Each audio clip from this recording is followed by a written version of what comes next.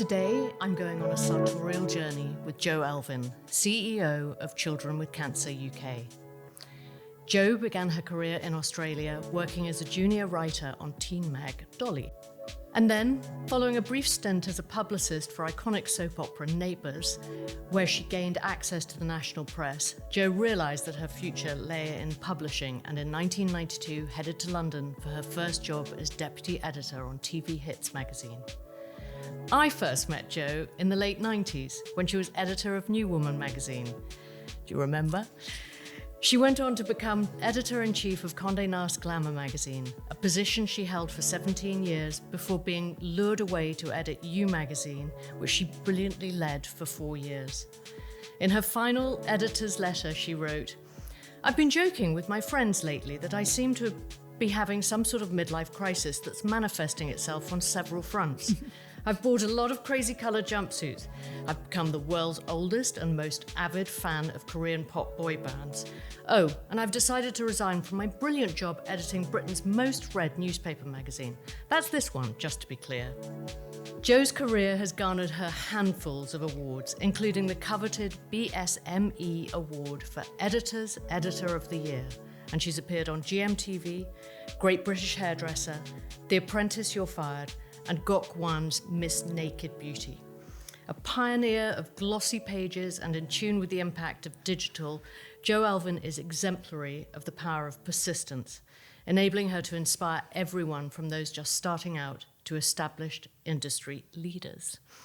So welcome, Jo. That is the most astonishingly generous and thorough introduction I've ever had. You've done your research. You know too much. But you know too much. You are astonishing. Can we just make that really, really clear? I never forget meeting you way back as, in those days, editor of New magazine, and it was sort of, meeting an editor was a big, big deal for a designer. Really? Yes. Gosh. Yes. I wish we could have disavowed you of that notion that's like, no, we always felt that about designers. Really? Because you guys are the cool ones. Oh, gosh. Magazine editors like me are the ones who, I don't know. I mean, when I was a kid, magazines were like my friend, and I needed them because I didn't know how to be cool. So for fashion designers, they seem to embody to us people who just were born with the stylish gene.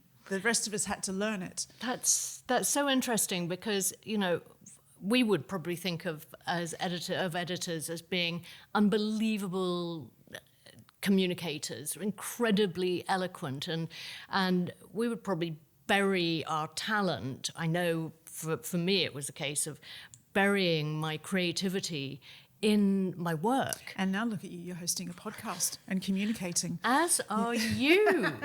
But how does it feel right now not to be running around London Fashion Week? Yeah, it's weird, isn't it? I think a lot of people, there are bits of it I miss, but I did it for a very long time. And you will know this as well as I do. The circus of it all doesn't really change. It's particularly things like, it's a little bit more haphazard in London, but Milan Fashion Week, Paris Fashion Week, New York Fashion Week, it's Tuesday, it must be Marc Jacobs. So it has a sort of a Groundhog Day element to it in some ways. I loved doing it, but I don't pine for it now that I don't.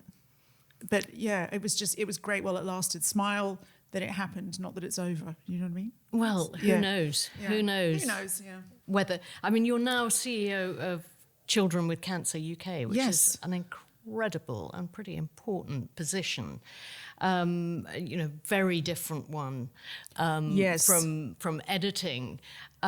What made you take that seismic leap? Well, it's funny because, yes, on paper it looks dramatically different, but what they needed, and I was available at the time where they were looking for somebody to help them communicate their message and to help them rebrand the charity, new logo, new website, all of those things, hopefully new celebrity ambassadors, those things. So all of those things were incredibly comparable with what I do as a journalist and a magazine editor.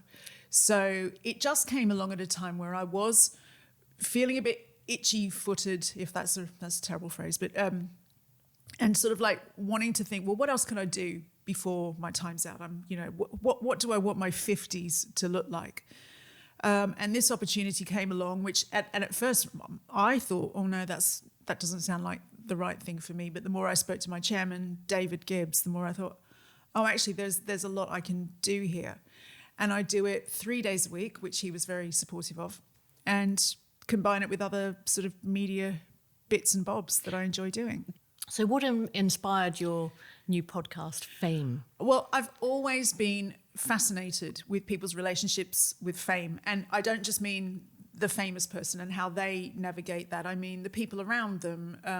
How do you change your view of even your own child if they've become famous, or your best friend? And even things like, it might seem like a really weird association to make, but I remember once at Paris Fashion Week at a Chanel show, I was just minding my own business, trying to leave the venue, and Katy Perry was one of the guests, and I got knocked sideways, like to the ground by minders, by a paparazzi photographer trying to get that shot. So it's like it's just things like that where I'm not even visible to that person because they're so sort of obsessed with getting to that famous person.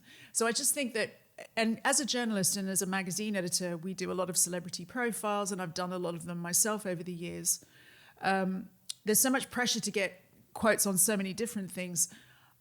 You would probably ask 1 or 2 questions about what it's like to be recognized. Can you go out anymore? But the podcast asks people a lot more questions about it, and how it makes them reevaluate their own relationship with their own psyche and things like that. So hopefully people find it interesting. Fascinating. Well, I've listened to a couple of episodes on my thank you. morning walks, and I love it. Who did you listen to? Well, I listened to Max Dundas. Oh, yes, we know Max. The publicist. And that's the thing. It's like he's famous to us because he's a big-time celebrity publicist who's got all the big names. But that's what I mean. I wanted other people who got a different kind of relationship with fame, and he's got a different perspective than, say, Amy Schumer, who's a famous comedian. Yeah, and who is brilliant on your I love podcast. her. Oh, absolutely brilliant. But just talking about the magazine world, how much do you feel that has changed beyond repair, basically, with sort of all of these covers being sponsored by the big brands? Are they owning the magazines too much, in your opinion? I don't think so, no. I think that, to be honest with you, I think that's a bit of a fallacy that this big brand or that big brand is paying money to be part of that cover. I think when I was a magazine editor, you were very, very mindful of the brands who advertised with you, the people who spent the most money.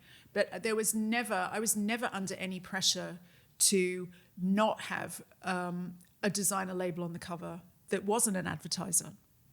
Because my view when I was doing it was, brand X may not yet be an advertiser, but not yet. So I'm always was always looking to attract new people as well as look after the ones who we had. I don't think, there's also this fallacy that magazines pay celebrities to be on the cover. That just doesn't happen. Yeah. It just doesn't happen. So I think that it's a very, very tricky dynamic, and it's probably one I'll write about in my Substack newsletter very soon at some point, that relationship between editorial and advertising. You can't go out to a brand like Armani and say, we think that our readers are exactly who you should be targeting, and then have no trace of Armani in your editorial, because then they'll say, well, we thought your readers were right for us. So that it's that constant delicate balance where, but for me, it always came down on, well, what does the reader want? Because I thought if we didn't have our integrity, I had nothing good to sell. So, yeah. True. I mean, you mentioned your Substack column, which I think is fascinating. And in fact, your one that you published this weekend about being an old bag. No, stop it. About tweetments, I thought was really, really interesting. Well, thank you. And do you feel like you have a little bit more freedom of speech? Yeah, I mean, I think that it's, yes, I when I'm writing for the Substack, I always think when I'm sort of like tweeting or Instagramming or anything like that, I do always have to be mindful of, I'm not just me, I'm, editor of this or CEO of that. So you do always have to have a bit of self-editing. But as you say, the magazine landscape has changed so much, and it's been quite liberating, actually, just to sort of like look back on it and say, well, here's what I think we got right. Here's what I think I probably got wrong. Here's how it really works. And, what we were saying about advertising, I've been able to talk a lot about things like retouching and actually stand up for magazines, because there's so much bullshit, frankly, spoken, assumed about what goes on in terms of Photoshop. It's just not what people think. And so it's been really great fun for me to just, what's that phrase Megan says? Tell my truth, my truth. Yeah. Or quite cathartic. Yeah. And just, it sparks conversation. There's been times over the years where I might have commented on a social media post or criticism of a magazine or something, and people just don't believe you sometimes. People just have this idea that, yes, everything is retouched, every celebrity's paid for. And when you're the person who's been doing it, says, that's not true. Some people just want to cling to those narratives. Yeah. But I'm enjoying having my little corner of the internet to just... Your personal voice. to tell you how I see it. Yeah. Your truth, as you said. Yeah. Were you always a writer? Yeah, I think so. Ever since the word dot? I think that's there are some magazine editors who their route in was their love of an innate talent for fashion. That wasn't me. That's something that I kind of almost had to train myself in and learn from other people and take inspiration from. But I was about 12 or 13 when my thing that I was good at school was writing. And at about the same time, I got completely obsessed with British pop culture, which meant I had to buy all the pop magazines from Britain. And even though they were weeks out of date by the time I got them. And were they horribly expensive? Because they weren't actually. Well, maybe they were, and I didn't care. But it was worth it. Yeah, I don't know. Guilty secret. Yeah. But as soon as I kind of like had the light bulb moment, like, oh my God, so these people are making money from writing sentences, which I can do, and they get to meet George Michael. I mean, so that was it. That's all I wanted to do. And so what was the progression between writing about music and pop culture? Well, what happened was I was just such a devotee of all magazines. And I loved particularly pop culture magazines. Like at the time here, it would have been The Face, Sky, things like that. Bit of Select magazine. But I also loved my Australian fashion women's magazines. And so as soon as I was of age, I started just cold calling all these magazines. Just please, someone give me work experience. And the one that gave me work experience was Dolly magazine, which in Australia... Great name. I know, it was great. It was so 70s. It's gone now, RIP. But for we kids, it was the Bible. And I couldn't believe, because I knew it inside out. I knew all the writers. So I did kind of approach them because I thought, well, this is the one where they might let me write something because I'm the right market. And so I started doing work experience there and got offered an internship and just didn't look back. Amazing. But you grew up in Australia, I know that. Were you running around barefoot on the beach? No. I mean, look at me, Amanda. It's like there was a meeting, it's like I'm too pale and I can't throw a ball. I was terrible at sport and I don't tan. So, they basically decided I would be best in England. But your skin, thanks to that, has thrived. That's the thing. No, I grew up in a place called Penrith, which is about 50 or 60 kilometres west of Sydney. So very, very, very uncool and not really conveniently located for much regular beach going. And so probably not exposed to fashion, Sydney fashion. Not for the longest time, not until I was in that Dolly magazine job. And then, like, you know, everybody else in magazines with these exotic creatures who, you know, I'd say, God, I love those jeans. Where did you get them? And they'd say, oh, London, my last trip to London. And I'd be like, oh, these people are amazing. You know, do you know what I mean? It's like, it just completely exploded. My world got so big so quickly when people were saying, well, you know, you can go and work in London. I was like, what? You know, yeah. What was your earliest sartorial memory? When did you first realise the impact of clothes on you personally, how they made you feel? That's a good question. Was there a particular outfit or... It was probably something like, you know, I mean, I remember my mum buying me a poncho, you know, and when they were all the rage when I was really little. But and do you remember what it looked like? Yeah, it was like the proper Mexican deal. It was, you know, it would probably now be called cultural appropriation, but it was like, you know, sort of like all the little woven little stripy bits, fringing, V-neck. That's a terrible answer, but that's one of my earliest memories. If you mean like my early proper fashion memories, but that's like... And then when do you feel you acquired your fashion mojo? I think it took a very, very, very long time. I was about 32. I'm not kidding. You think I'm not... I was at Glamour, and I wasn't particularly well-versed in fashion language, or, you know, I had to go to the fashion shows and I was terrified, and I would cling to my fashion director and say, you know, do I like this? Should I be wearing it? You know, it's like, because it's just, there's something so high school about the way that environment makes you feel. It's incredibly intimidating, isn't it? Yes, but especially, you know, the crop of editors like myself who... We were writers, we were journalists, we weren't fashion swans, we weren't. So that was a big learning curve for me. And I think the first time I ever felt, oh, okay, maybe I like fashion is, and I don't have to be scared of it, was I was basically, I'd say almost bullied into wearing a black silk corseted Dolce & Gabbana dress for a work event for Glamour. And I had never had so many compliments. And I mean, because I grew up, I was told a million times over when I was a kid that I was too skinny and my legs looked like chicken legs and all this sort of stuff. So I would never expose any of this. And so to have this dress on at this event was really it was scary. You know, but sexy. It was a sexy dress, and that's just not me. I'm not sexy. But it was just the most amazing thing, and it just, that gave me the confidence. I didn't sort of like start dressing like Dita Von Teese or anything, but it did give me the confidence to be more experimental.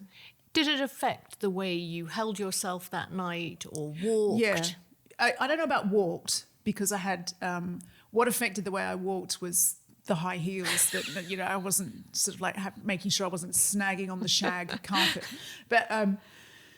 Yeah, it was just people. It was one of those things where people are viewing you differently, so it makes you view yourself differently. But it definitely was the first time that I felt just proper confidence that I'd gained from an outfit.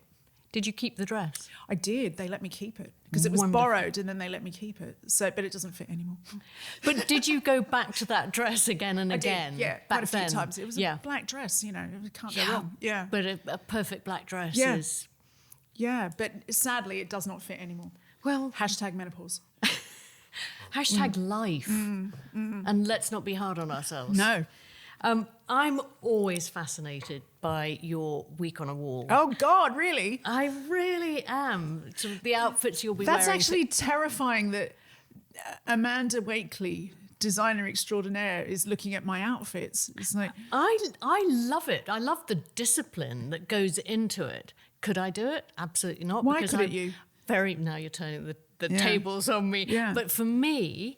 I always dress how I feel in the moment, in the moment, and also B, how do I want to feel at that meeting, at that event? How it really comes from within. But I do too, but I just plan it.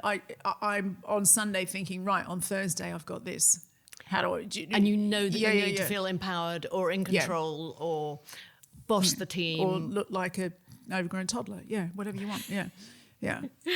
And do you take that? Have you always done that? Did you do that for the shows? Yes, that's exactly where it started, but not in a mental way, because, as I say, it used to be such a gladiator arena for me. Oh, what are you going to wear? What are you going to wear? Oh God, I don't know what I'm going to wear. This is awful. So I started to plan it out, like to the point where somebody at work at Glamour once laughed at me. I'd drawn little sketches, like almost like a fashion designer, sort of like, okay, that shirt with that one. And she was like, Christ, that's scary. I was like, yeah, but I need it to, it did give me the habit of doing it mentally. And so about a year ago, it just occurred to me on a whim one day to get it all out and photograph it and put it on Instagram, because I was going to get it out and wear it anyway.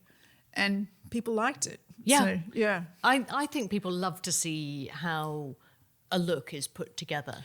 Yeah, and I think that, I certainly don't think I'm,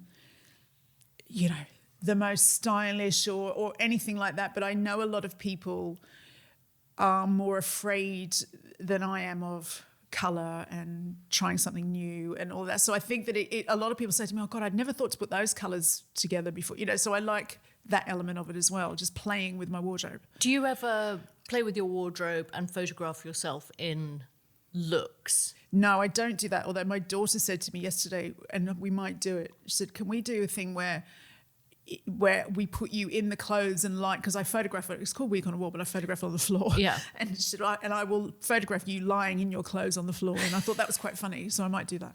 Because I used to have a campaign called On the Bed, which was literally the outfit laid out on the bed, because I think as women we're quite ritualistic about how, you perhaps lay things out on the floor. Yeah. I perhaps lay things out on the bed. And so I think it's quite fun. It's satisfying. Fundamentally, who do you think you dress for? Do you dress me? Yes, because you have a very famous hashtag, clothes my husband hates. Oh, poor Ross. Do you know what as I always say, you know what he hates more than the clothes is the hashtag. Because he's very unassuming. He has no social media accounts. He wouldn't want one now, would he? No, but he does things, even like, I'm going to name drop now, but it was so funny. We were at this screening ages ago now, on a Sunday afternoon, and Greg James was there from Radio 1.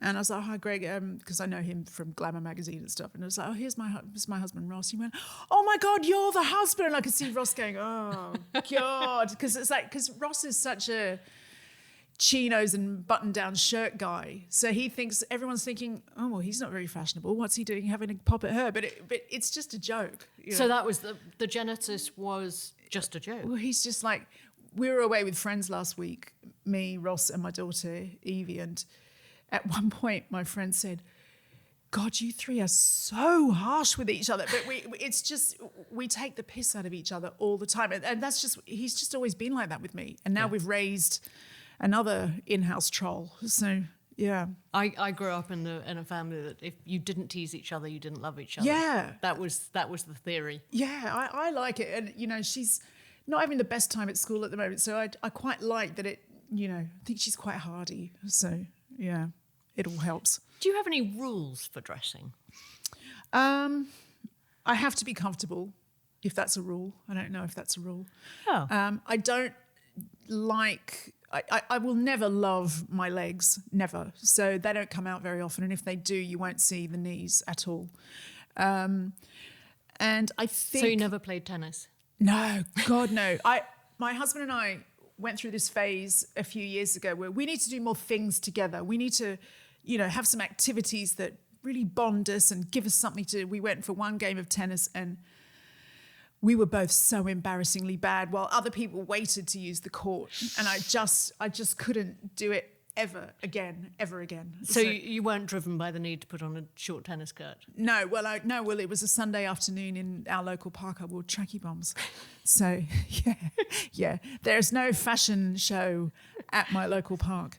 But so they're probably my rules. And just, I think I learnt this from Jenna Lyons. Remember when she used to run J. Crew? Yeah. I just think she's amazing. And I think from her I learnt that art of, if you've got something super fancy on, you foil it with something very, very low key. So it might be sparkles, but with trainers. You know. I think that's a great rule. Kick it back. Yeah, I love that about her. Now that you're CEO of Children with Cancer, has that affected what you wear? Do you know what? It hasn't actually. I mean, like you were saying, next week I've got a very, very important meeting. I probably won't wear jeans and trainers for that, but I probably would wear trainers with a suit for that. You know, I think that I wrote in the Telegraph a few weeks ago that I think because what you see today is what I would have worn as a magazine editor, and it's what I wear as a CEO. And my job brings me into contact with a lot of children, as you can imagine. And I don't know. I think I'd like to not. I like to look relaxed for them. I like to look not intimidating. Yeah. There's a little girl called Dottie who I see quite often, who comes in near our office for her treatments, and I had on a really pair of sparkly shoes the other day, and apparently she talked about them on the way home. And, you know, it's like, so I think that it's, I don't know. I don't think that the rules are the same for officers anymore, and they haven't really been for a while. And I think as long as you're sort of like smart, and what you're wearing is respectful of the tone of wherever you are, I think it's fine. I think that's really refreshing. I mean, you're clearly doing a lot of television appearances. I keep flicking the telly on, thinking, "Oh, Jo's on." Do you have considerations for what you wear on television? Sometimes, yes, because most of the TV I do at the moment is fashion segments every now and again for Lorraine Kelly, and they will say, "Oh, you know, today we're going to do animal print. Could you possibly wear something animal print?" And sometimes I'll say, "No, I haven't got anything," but obviously it's my wardrobe, so I usually got whatever they need. So it's things like that, and you know, stupid things with TV like nothing too stripy because it's strobes and all that. But then the other thing I do, not far from here actually, is the Royal Show for the Mail. And I do like to get quite dressed up for that because people always comment on what I'm wearing. And whether it's positive or negative, I always find that quite fun. It is. What would you say was your biggest TV moment? Probably the royal wedding, when I commentated fashion for the BBC for Harry and Meghan's wedding. And how did you decide what to wear for that? That was, I knew it was going to be a long day. I knew I was going to be stressed, so nothing so tight that it was just adding another layer of discomfort. Something bright, and you had to kind of dress sort of as if you were a wedding guest, sort of, even though you weren't, but you kind of, you know, but you just needed, again, it was a big occasion. So I wore a bright green dress from Keffin. I never know whether to say Keffin or Seffin. I think it's Seffin. Seffin, with Samantha Cameron's label, and with a pair of little black and white, very low-heeled court shoes, because I knew I'd be on my feet all day. So well, yeah. I knew I was going to be walking between different TV studios. And over a lot of grass, which I hadn't factored. Of grass. Yeah. I realised when I got home that night, I had walked over 10 kilometres. Yeah. Between the different studios. Yeah, and you know, because like you probably, I was up from like 4 o'clock in the morning. It was just... But what a day. It was amazing, yeah. Are there any current trends that you really deeply dislike? Well, for me, I don't really like the whole massive cutout trend. But that's just me. I don't, you know, I'm the Is right that because person. you don't think you would wear it? I think I'd look awful in it. So, yeah, I don't love it. But in personal terms, but is it a trend that you just dislike seeing on other people too? Not really. I suppose people who can carry it off, I'm probably quite jealous that they can carry it off. But yeah. I must admit, you do look at some of those cutout dresses and think you cannot have an inch anywhere on your body. You can't. And that's, you know, I could probably get away with a bit of it in the mornings, but I'm one of these fat by 4 p.m. chicks. So I love that, fat by 4 p.m. So you can't do it. Do you think that's an age thing though? Yes. As we get older, do we get fatter during the day and then then we lose it overnight? We just don't digest as well anymore, Amanda. I remember years ago reading Tina Fey's biography, Bossy Pants. And in it, she says, people often ask me, what's changed in your life since you entered your 40s? And she said, I never used to have to get home and take my trousers off straight away. And I was like, okay. So it's not just me. All right, okay, I can relax. So thank you, Tina Fey, for that. Yeah. Thank you. I always think sort of being in the fashion industry, we all have a pretty honed eye as to what someone is wearing. From the brands to the season to... Yeah. Is that something you're conscious of still doing? Yes. I think it speaks more to my rampant shopaholicism than it does to my incredible fashion knowledge, because I'm sort of like, I can be a bit of a Shazam. Like, I walked in and said, are they Donna's jeans? It was like, yes, they are. So I kind of know, I generally know where people have shopped by looking at them. Do you find yourself making assumptions about that person because of what they're wearing? I don't know. That's a hard one to answer. I think we probably subliminally all do that, don't we? I don't think I judge. But I think I would probably go, oh, wow. But it does. She can afford that. So do you know what I mean? I might do a bit of that. Yeah. I mean, you've made several references to your body and, your legs, for example. Does your perception of your body affect what you choose to wear? Oh, for sure. Yeah, definitely. I think I've got better with that over the years. But I think that there are certain messages you get as a kid that I think are almost impossible to erase. So, I will never love being in a bikini on the beach. I will never love, but then I don't know many women who would say that they do. I think that I definitely have wrestled with a certain amount of body dysmorphia over my time, for sure. And out of interest, you're a mother of a daughter. Does that make you particularly sensitive about your language around her? Yes, it does. And it makes me make myself do things that make me uncomfortable, like parade confidently or, fake being confident on the beach while wearing swimwear. It definitely does that.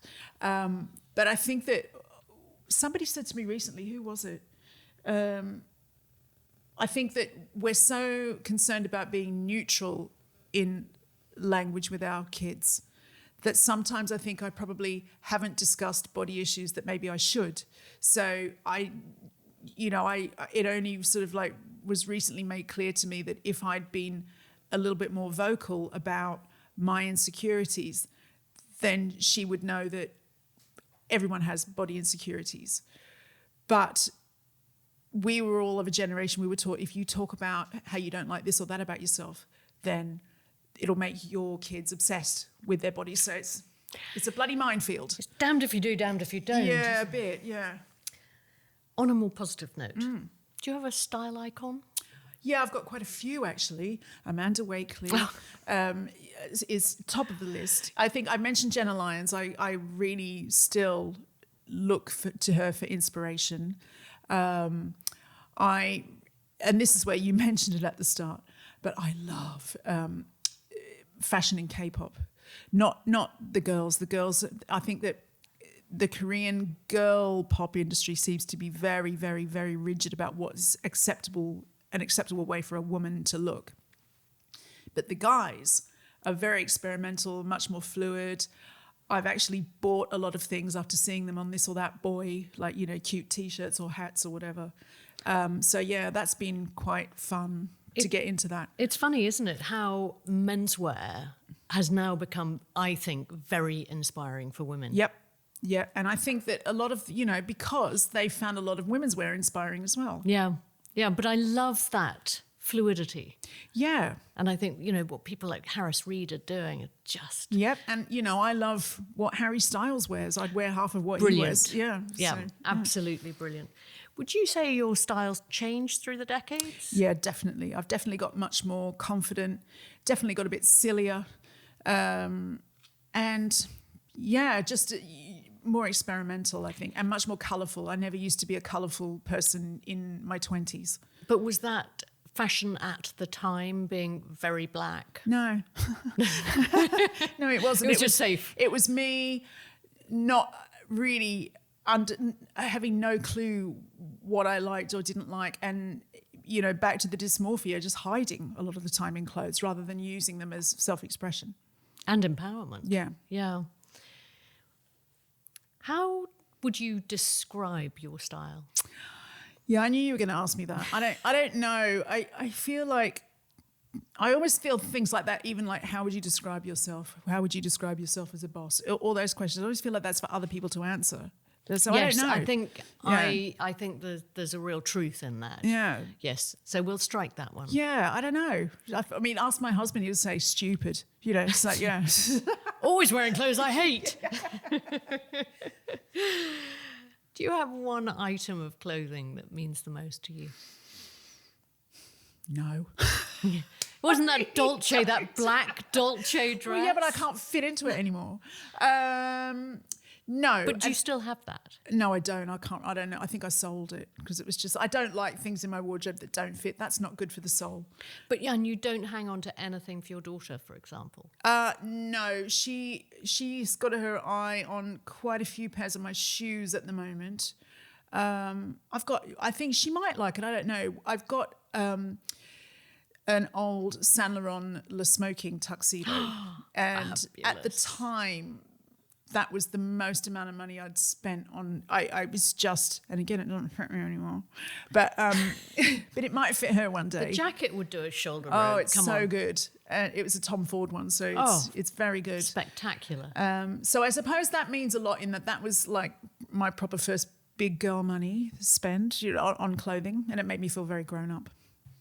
Obviously, you did season upon season at the shows. Did you have any crazy front row moments? Quite a few. I mean, the front row, I wrote a thing about this ages ago. The politics that goes into who's sitting in the front row, the politics of, I remember there was times when the PRs, bless them, one and all, trying to be so diplomatic about making sure that everybody who feels they should be in the front row is in the front row. So I'd be sitting with my one bum cheek only hanging onto a seat because it was so squashed and you was like your spine was in a pretzel knot, just trying to stay balanced. And I remember there was one time very early on in my fashion show career in New York, and you get there, you catch the plane, you get into your hotel about 4:00 in the afternoon, tired out of your mind because it's what is it? That's like going off at 9 p.m. 9 at night, yeah. And then to go to an 8 p.m. I think it was a 7 p.m. Marc Jacobs show. And at the time, this is before Marc Jacobs made a point of making it start bang on time because Anna Wintour had a big pop at him for his shows being so late. And it was going on. I'd been sitting in my seat for an hour and a half in that pretzel position. Can you just 1 second That motorbike, yeah. Okay. Where do I start from? I'll start from Marc Jacobs. Yeah. So we're, going to this Marc Jacobs show at 7 p.m. And he was at the time had a bit of a problem with starting late, like, 1 hour, 2 hours. It was like, this is before Anna Wintour had sort of like had to go at him and he made a point of being on time. So anyway, so I'm sitting in my seat at 8:30 in the evening, which is going on for past midnight, 1 a.m., tired out of my mind, thinking, I feel like I actually might pass out. Oh. But if I pass out, no one will help. Someone will just grab my seat, like sort of like wry humour to myself. It's like 2 hours goes by, and just when everyone's losing the will to live, an A-list celebrity strolls in like super slowly, Maggie Gyllenhaal. Right. Sort of like smiling, apologetically, I'm sorry. Like we'd held up the show waiting for her, or so it seemed to me. I could be wrong about that. And I just had this fantasy of running down the catwalk and slapping her in the face because I was just so tired. It's like, dude, we're waiting. So it's like stuff like that. And, oh my gosh, some shows where there's a scrum outside because there's so many people trying to sneak in, or some shows where I feel convinced that they were paying scrums of people to make it look like everybody was fighting to get in. And then if you had your ticket, you'd be getting like beaten up just trying to get in. It's like stuff like that was quite fun. Crazy. Funny in hindsight. Yeah. Yeah, funny in hindsight. Yeah. 18 months. Let's do it in 6 weeks. And so it was very, we didn't have much money. We didn't get our families to pay for it.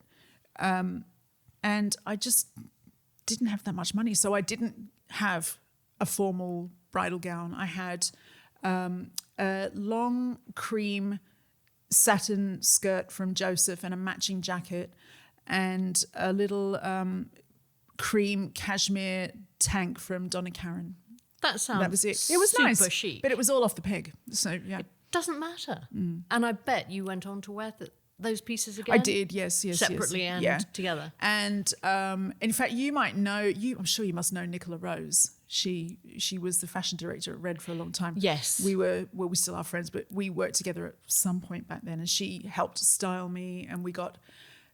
Oh my God, these amazing cream little mules with black beads all over them from Prada. So it was quite nice. Can I just say, it sounds incredibly modern to this day. Funny, isn't it? Yeah. Yeah. But yeah, it was. But it was not a bride dress. Yeah. Yeah, but think how much you've worn it. Yeah. Would you say you'd had a worst fashion moment? Yeah, probably. There's like loads. Anyone in particular that really stands out? Well, probably the worst thing that ever happened was I had on. It was a really nice outfit, actually. Long, very wide-legged Miu Miu trousers with a cuff, with a really nice Vanessa Seward silver metallic blouse, pointy boots. Walking back from a very, very dry work lunch, not one sip of alcohol was taken. And the toe point went into the cuff of the trouser, and I fell chin first onto the road just outside Vogue House. Oh. Split my chin right open, had a claret bib on the silver shirt. Passed out, ended up in head blocks in an ambulance. No. So that could be considered a worst fashion moment. Pretty bad. And it took me a very long time to wear wide leg trousers after that. I just didn't trust myself. I am not surprised. Yeah.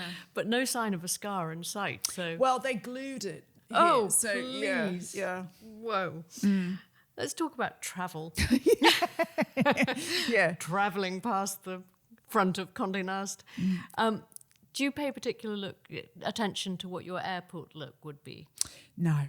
Again, it's all about how you're going to feel sitting for hours on that plane. So it's as much as possible. It's things like tracksuit bottoms, but hopefully vaguely stylish ones, or very loose jumpsuits, stuff like that. And do you plan your packing like your week on the wall? I do, yeah. Brilliant. And so if you're travelling for longer than overnight, if you're going back down to Oz, honestly, how many bags will you take? Probably one, because I always like to shop, so I don't want to be too overloaded. But my suit, everybody laughs. Wherever I go, my suitcase is mega. It doesn't matter if it's overnight or 2 weeks. I've got one huge suitcase. And just a bit of everything. Yeah. I need options. Yeah. Talking about options, do you think is there anything that you have an excessive amount of in your wardrobe? Everything.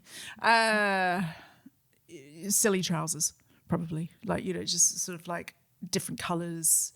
Ross is particularly loathes wide leg cropped trousers, and I love them. So, yeah. And if you're going out on a date night, do you ever pay attention to what would he like to see you in? Yeah, I mean, yes, I do. But he's just not the sort of person. He wouldn't say, "Are you wearing that?" You know what I mean? He just wouldn't. But so he does it more to just tease me. But yeah, of course, yeah. Guilty secret What's the most expensive item of clothing that you've ever bought? I'm not asking for the price tag. Just a description. Probably, I would say it wasn't that long ago. I bought. Oh my god! And again, Ross hates them. It's a. That was a good investment. Yeah, I love them. It's a pair of leather dungarees from Isabel Marant. And when Are they cropped? No, they're not actually. But when I wore them on the royal show, Palace Confidential, and somebody emailed me to say, "What's with the lederhosen?" But, which made me laugh. When you're buying an expensive piece, do you ever sort of justify it with pounds per wear? Yep, you have to. It's a good female trait, isn't it? And I used to have the thing, well, I need it for the fashion shows, but I don't have that anymore. But yeah. Yeah. So let's swing around to your approach to sustainable fashion, because it sounds like you've got quite a wardrobe. Yeah. What's your approach to being sustainable?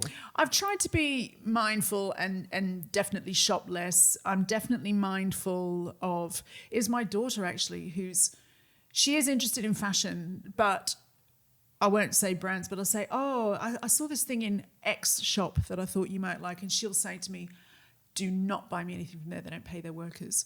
So it's when you've got that in your house, it does make you more mindful.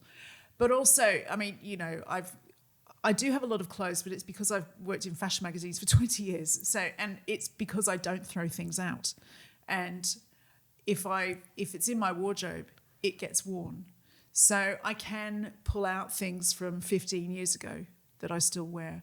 So I'm sure this answer won't satisfy Greta Thunberg, but that's my approach to sustainability. Out of interest, being a magazine editor for so many years, did you get given a vast amount? I wouldn't characterise it as a vast amount, because I worked on Glamour magazine, which is, for a lot of high fashion brands, it wasn't the cool brand. So I wasn't being courted the way that, say, the editor of Vogue would be. But yeah, I mean, it was a pretty seductive job. You're pretty spoiled. But not just clothes. I'd get some clothes, but there'd be trips or parties. And, it was a pretty hard not to love as a job. But those things were the nice things, but they weren't the reason that I was there. Yeah. So, yeah. Lovely sort of, Yeah. not side effect. What's the... Perk. Yeah. Perk of the job. Yeah. Fabulous. Do you ever sell anything? Yeah, I do, yeah. As I say, things, you outgrow things aren't right for you anymore. Yeah, sometimes, yeah. And do you use a particular platform? I've used a few. I've got some stuff on Vestiaire. There's a lady on Instagram who goes under the name Wear Not, Want Not. She's really good. I can't be bothered with eBay. Yeah, and in fact, I bought a pair of shoes, and for some reason, I accidentally clicked 2 in the cart. It was just really? No, honestly, because it's the exact same pair of shoes, and so it was just an accident, like when you buy the kilo of spuds instead of the 100 grams from Sainsbury's. It was that sort of a situation. And I just couldn't, it just took too long for me to return them. So I just stuck them on Instagram last night and said, does anyone want to buy these? And they're gone already. Oh, brilliant. Yeah. That is really inspiring. Would you ever consider renting anything? Renting my stuff out or renting to wear? Renting to wear. Oh, yeah, of course. Yeah, I have done. I've done that on my Wardrobe HQ and a couple of others. But the thing, I think the rental thing needs to take off a little bit more, because the times that I've thought I'd do that, I find it difficult to find something that's available. So, but yeah, I think that's the way forward. Hopefully that's a self-fulfilling prophecy, isn't it? Yeah, That, I think so. Yeah. There's just going to be more and more stock available. And I think they also need to be careful, some of those sites as well, that if you're paying 80 quid to rent something, you could probably get a top for 50 quid. So, do you know what I mean? I think we need to have a look at the pricing structure on some of those as well, to make it something that you're happy to pay for a borrow. Yeah. Let's turn to some quickfire questions. Fashion advice you'd give your 20-year-old self? I would say, chill out, your legs are all right. Don't listen to the haters. Just relax and be you. Fashion And she wouldn't listen, but that's what I would say. Yeah. Fashion trend you'd most like to see make a comeback? Oh, well, I don't know. I think that that's a hard one for me because my favorite era is the 70s, and I'm just going to wear it wherever, whether it's in or not. It really suits you. I love it. Yeah. And you as well. You're looking very 70s today. A little bit. Yeah. Fashion or beauty trend that you would consign to room 101? The beauty trend would be the plastification of the way that everybody's makeup just looks the same. I'd hate it. And the tweakments? Well, I mean, as you mentioned my Substack, I've got a complicated relationship with all of that. I'm not going to put that in room 101, but I think we just need to all just take a breath and calm down about it. Last impulse buy? Ooh, must have been a while. Can't think of one. Oh, that's healthy. Yeah. Views on tattoos? Love tattoos. I've only got one, but I think I might get more.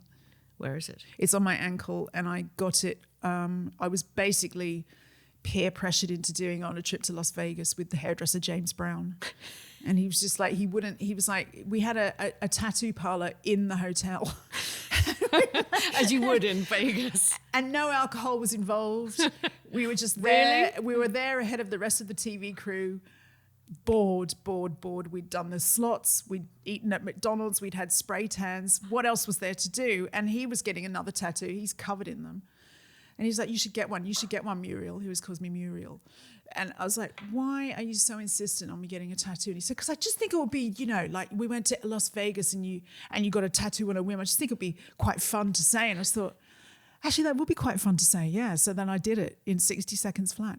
And what is it? It's just a tiny letter E for my daughter Evie on my ankle. Sweet. Beauty treatment you couldn't live without? Probably getting my hair cut every 6 weeks. Does that count? I think so, but I think it's brilliant. Bling or bear? Oh, bear. I love jewelry, but I'm rubbish at looking after it. I lose it, so yeah. Minimalism or maximalism? Maximalism. Couture or charity shop? Oh, God, is that really the choice? Pass. I can't afford couture, and I'm not a good charity shopper. I'm just not good at it. Crocs, cute or puke? Oh, gross. Sneakers or stilettos? Sneakers. Bags or shoes? Shoes. Skinnies or boyfriends or wide legs? Wide leg ovs. Yeah. Obs. Yeah. Bodycon or boho? Boho if I have to, one of those. Sports luxe or rock chick? I will never let go of the sports luxe trend, even when it looks really, really dated and I should give it up. Party wear or PJs? PJs. Colour or monochrome? Colour. Experimental or uniform? Experimental. Cashmere or cotton? Cotton. Hoarder or editor? Hoarder. Shapewear or sexy lingerie? Sexy lingerie. Tights or stockings? Oh, neither. Bikini or one piece? Oh, man. One piece. Beanie or beret? Beanie. And finally, Joe Elvin, at the end of the day, what do you or don't you wear in bed?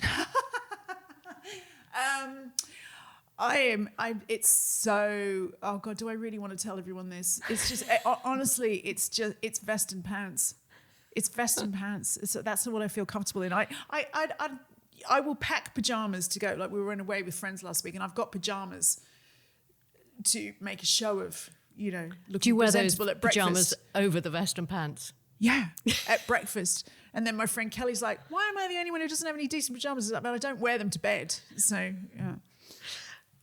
Joe, it has been a privilege and great fun to go on this romp through your style journey with you. And thank you so much for your time. Well, thank you for having me. It's been a delight.